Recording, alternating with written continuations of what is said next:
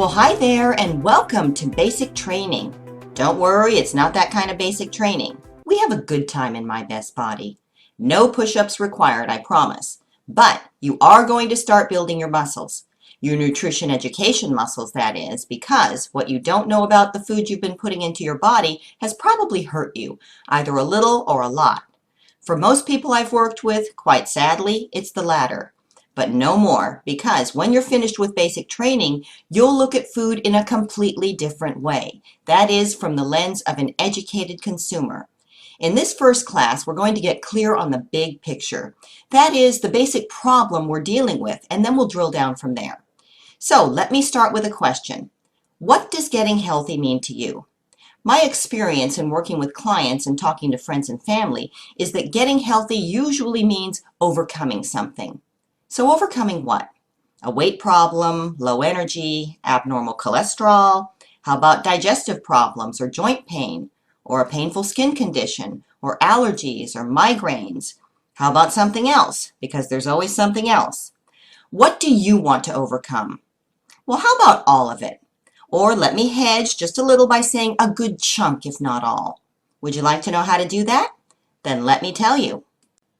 We do this by understanding the problem that needs to be solved. I know you'll agree with me on this point that to find a solution to a problem, you first need to understand the problem. Otherwise, how can you find the solution?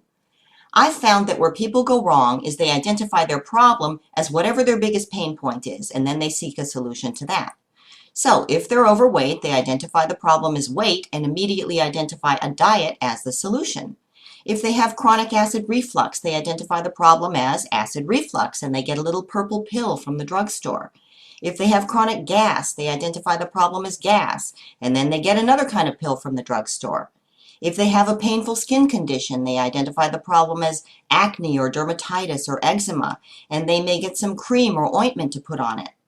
The problem is they're not getting the problem right. There's really no such thing as a weight problem or an acid reflux problem or a gas problem or a skin problem. When you're dealing with lifestyle-based health problems, and these are all common lifestyle-based health problems, most people don't put it together that they're not dealing with any one thing.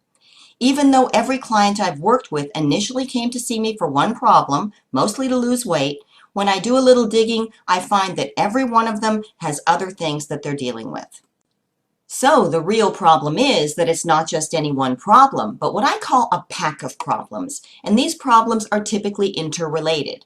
For example, you may have identified your problem as being overweight, but take a closer look. Maybe you're also dealing with fatigue and a skin problem and poor sleep.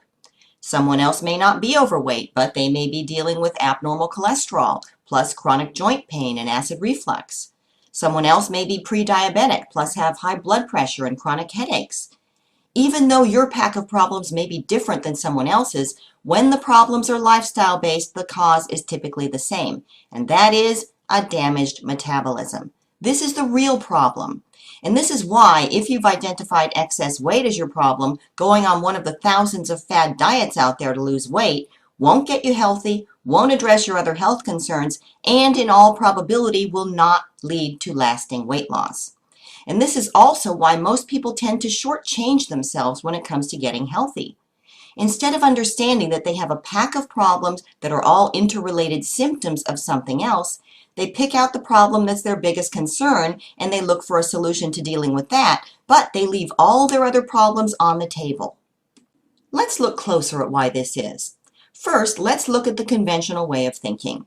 Most people do realize that their eating habits are at least a contributing factor to their health problems. And as I mentioned, most people I've worked with initially came to see me to lose weight.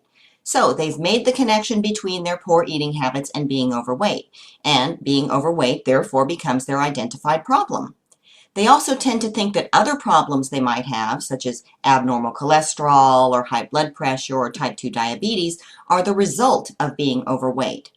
According to the esteemed endocrinologist and international speaker, Dr. Diana Schwartzbein, this is not the case. There are plenty of people with abnormal cholesterol or high blood pressure or type 2 diabetes who are not overweight and never have been. Maybe you're one of them. Now let's look at what's really going on. We start again with poor eating habits, but this time the result is a damaged metabolism, which is the real problem and which can cause a number of seemingly unrelated symptoms that can confuse the heck out of you if you don't understand that they are indeed related. These include not only the conditions commonly thought of as caused by weight problems, but a whole lot of other symptoms. Notice that being overweight is now just a symptom rather than the problem. How many of these symptoms can you relate to? And these aren't all of them. This is a critical point because if you don't understand the problem, it's pretty darn hard to find the solution. And now that we have identified the problem as something completely different than a weight problem, the solution is going to be something completely different than going on a diet. So now that you know about metabolic damage, you might be asking, what the heck is a metabolism? Well, let me tell you. Many people think of metabolism as the process of digesting food, and it is, partly, but it's also much more than that. In very biological terms, our bodies are a big sack of biochemicals, and these biochemicals are used to fuel, build, and repair our bodies.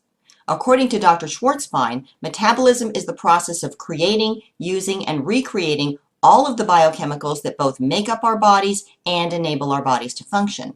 Think about that. This is a massive, unending job. A damaged metabolism cannot efficiently regenerate and utilize these biochemicals, causing all of the symptoms of metabolic damage in your pack of problems. And this can take years, and by the time 5, 10, or 30 years have gone by, you turn around and suddenly you have multiple symptoms of metabolic damage. Don't worry, my discussion about biochemicals ends here. Fortunately for both of us, we don't have to become biochemists to understand this basic principle. So, what factors regulate your body's ability to regenerate and utilize your biochemicals? Hormones. So, hormones regulate your metabolism, and therefore hormonal imbalance damages your metabolism. The good news is that you have a lot of power to heal your metabolism because food, as well as other things such as stress, exposure to toxic chemicals, and exercise affect your metabolic health, and you are in control of these factors. According to Dr. Schwartzbein, your metabolic health determines how long and how well you live. So let's talk about the two factors that affect it. Both genetics and nutrition and lifestyle habits affect your metabolic health. But would you be surprised to know that your nutrition and lifestyle habits have a much greater impact on your metabolic health than genetics? Have you ever heard someone say, oh, weight problems or high cholesterol or high blood pressure, it runs in my family? Or have you said it yourself? Well, maybe one or more of these diseases does run in your family, but does that necessarily mean that you are condemned to suffer from it? Happily, no. Many studies have confirmed that bad habits and not genetics more often underlie these and many other chronic conditions that seem to have become part of the furniture in our modern lives.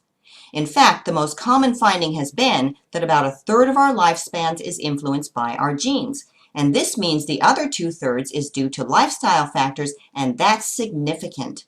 This is very good news because you are in control of your habits. And here's another piece of good news. Our bodies are incredibly strong and resilient, and they can heal quickly if we give them the raw materials they need for healing.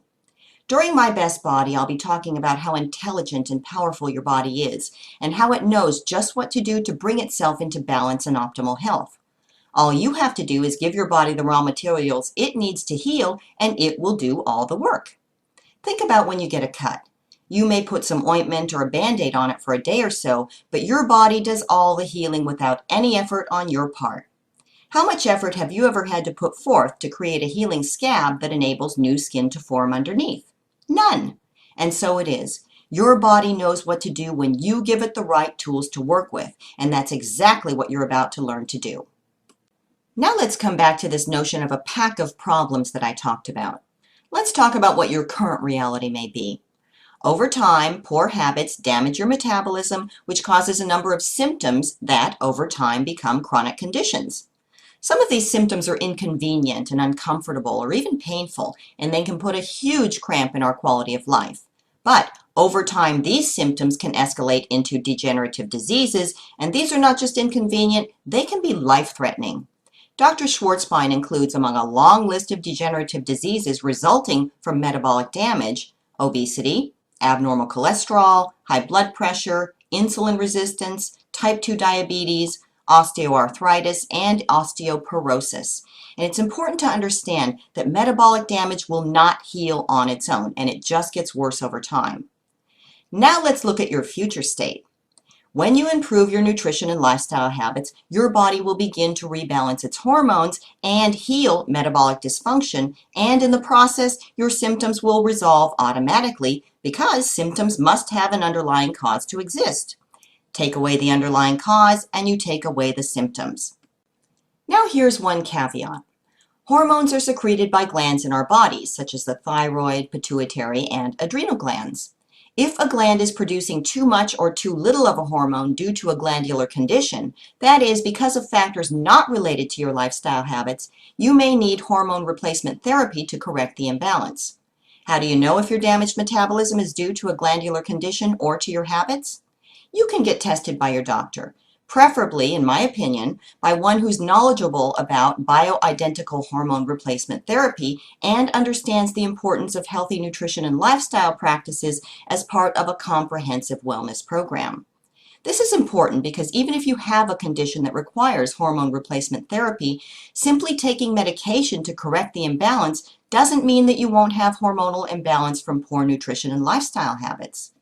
Now is also a good time to emphasize the importance of informing your doctor, especially if you're on any medications, of the nutrition and lifestyle changes that you're making, so he or she is aware of all measures you're taking to rebuild your health and can factor them into your existing treatment protocol.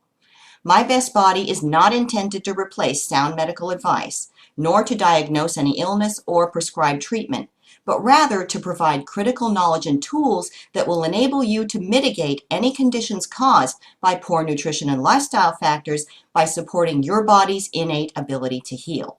So, without further ado, let's get an idea of your metabolic health right now. You may have done this quiz on my website. If so, that's great, but now that you know all about metabolic damage, let's do it again really fast and see if you notice any other symptoms that you might have missed the first time around. Put me on pause if you need a minute to do this. Now you understand your pack of problems and the scope of your metabolic damage. You may be happy with the results, or the results may be more sobering. A wake-up call. I understand that. When I was having all of my health problems, I would have had to check all of the boxes except for box 10.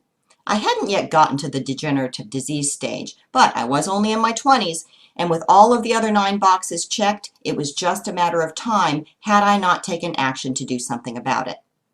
Well, congratulations, you've reached the end of the first class. That wasn't so bad, was it? Now that you understand metabolic damage and your pack of problems, our next stop is to learn all about inflammation. You've probably heard this term, just like you probably had heard the term metabolism. They've both become these mysterious buzzwords that everyone seems to have heard of, but very few actually understand. So we're going to get very clear on how inflammation ties in with metabolic damage. Again, you've made a great start. I'll see you shortly for our next class. Cheers!